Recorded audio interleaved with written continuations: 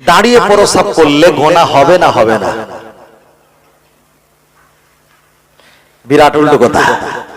দাঁড়িয়ে প্রস্রাব করলে গুনাহ হবে হবে। ভাই বলছে হবে, কে বলছে হবে না, কে বলছে বলে কাজ নেই, হুজুর একা বলুক একা করুক। কথা বুঝতে পেরেছেন? হ্যাঁ, চলেন হাদিসটা মুহাম্মদ আল্লামা আব্দুল্লাহ ইসমাইল বিন বুখারী রাহমাতুল্লাহ আলাইহি হাদিসটা ওখানে তিনি সংরক্ষিত করে বলেছেন, আমার নবী জীবনে একবার দাঁড়িয়ে প্রস্রাব করেছিলেন। সুবহানাল্লাহ। হাজী সাহেবরা হসপাকে যায়, ওনাদের প্লেনের অবস্থা কি আমি জানি না। আমি প্লেনে আপ ডাউন 25-26 বার আপ ডাউন করেছি। আমি জানি যারা ফ্লাইটে গেছেন টুরিস্ট তারা ভালো জানবে। প্লেনে আমরা যে গেট দিয়ে উঠি বাম সাইডে টয়লেট পড়ে, অধিকাংশ বাম সাইডে টয়লেটে যাবেন, 4টে 5টা 6 7 রকম নরম পাতলা ছেলে মেয়েদের টিস্যু রাখা থাকে। পেন সাইপেন যেটা দোবারে যে কমোড, ওটা কিন্তু নিচে নয়, ওটা মধ্যবর্তী জায়গায় আপনাকে দাঁড়িয়ে প্রস্রাব করতে হবে। দাঁড়িয়ে আপনি বলেন দাঁড়িয়ে প্রস্রাব করলে যদি গুনাহ হয়, আমি খামাকা ওখানে দাঁড়িয়ে প্রস্রাব করব কেন? দাঁড়িয়ে প্রস্রাব করলে গুনাহ হয় না। রাসূল বললেন আনা বুইস্তু মুআল্লিমান, আমি হলাম তোমাদের শিক্ষক, আমি শিখিয়ে গেলাম। দাঁড়িয়ে প্রস্রাব করা ওটা হাদিস, বসে প্রস্রাব করা ওটা সুন্নাত। আমরা হাদিসটা পালন করিনি, আমার নবী সুন্নাতটা পালন করে বসে প্রস্রাব করি। জোরে বলেন সুবহানাল্লাহ। তবে দাঁড়িয়ে প্রস্রাব করা হলো অসামাজিক কাজ। কি কাজ? অসামাজিক কাজ করলে কি হয়? কঠিন রোগ বাসা বাঁধতে পারে। প্রস্রাব নির্গত একেবারে শেষ না হয়ে কিডনিতে কিছু ধরে রাখতে পারে। সায়েন্স ডাক্তার ভিগেটে না করাই ভালো। শরীয়ত বলেছে পরিস্থিতির কারণে করো, নইলে পরিস্থিতির কারণে করো, নইলে দাঁড়িয়ে প্রস্রাব করো না। তাহলে দাঁড়িয়ে প্রস্রাব করাটা হাদিস, বসে প্রস্রাব করাটা হলো সুন্নাত। যদি পরিস্থিতি হয় আপনি দাঁড়িয়ে প্রস্রাব ফিরতে পারেন, গুনাহ হবে না।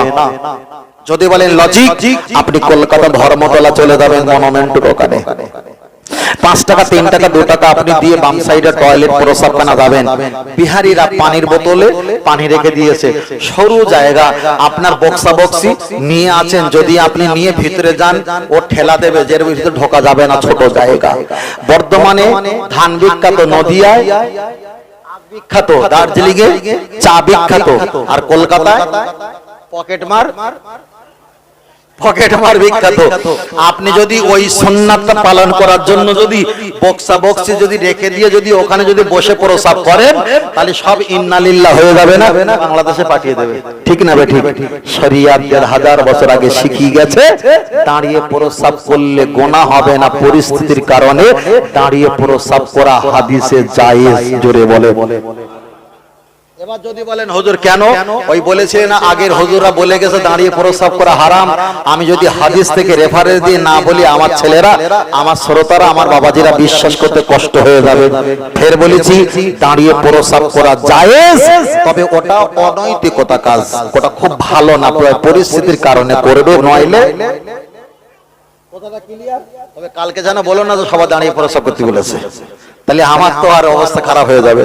একে আমার মানে অবস্থা অনেকটা ঢিলা হয়ে গেছে। কত বছর ঢিলা হয়ে গেছে। হ্যাঁ, একজনা আমি জানিনি আমাকে দাওয়াত করেছে, আর একটা হুজুরকে দাওয়াত করেছে।